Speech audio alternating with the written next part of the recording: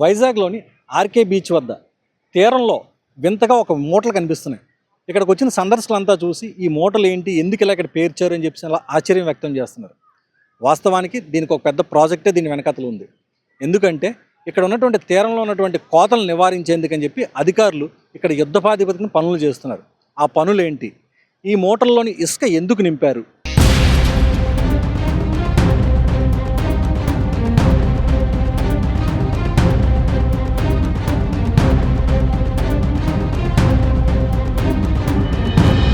విశాఖపట్నంలోని RK beach వద్ద సముద్రపు అలల ఉధృతికి తీరం మరింత కోతకు గురికాకుండా మరియు అక్కడ ప్రజల మౌలిక వసతులను రక్షించడానికి తాత్కాలిక రక్షణ కవచంగా ఈ భారీ ఇసుక బస్తాలను ఏర్పాటు చేస్తున్నారు. సముద్రంలో వచ్చే బలమైన అలలు, హై టైడ్స్ నేరుగా తీరాన్ని తాకకుండా ఈ ఇసుక బస్తాలు అడ్డుకుంటాయి. ఇవి అలల తీవ్రతను తగ్గించి రక్షణగా నిలుస్తాయి.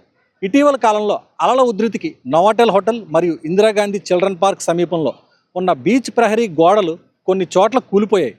మిగిలిన గోడలు మరియు పర్యాటకులు కూర్చునే గట్లు మరింత దెబ్బతినకుండా ఈ బ్యాగులను ఇక్కడ అమర్చారు. బీచ్ రోడ్డు పక్కనే ఉన్న పార్కులు, ఫుట్పాత్లు సముద్రపు కోత వల్ల దెబ్బతినకుండా కాపాడటం దీని ముఖ్య ఉద్దేశం.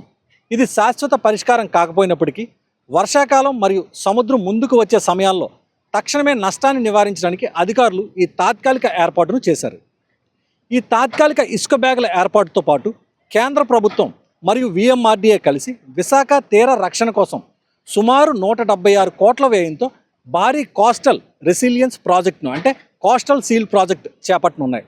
దీని కింద గోకుల్ పార్క్ నుండి కుర్సురా సబ్మెరైన్ మ్యూజియం వరకు బలమైన కాంక్రీట్ రిటైనింగ్ వాల్స్ నిర్మించడం, national centre for coastal research అధ్యయనాల ద్వారా శాశ్వత కోత నివారణ చర్యలు చేపట్టడం వంటి పనులు చేయనున్నారు.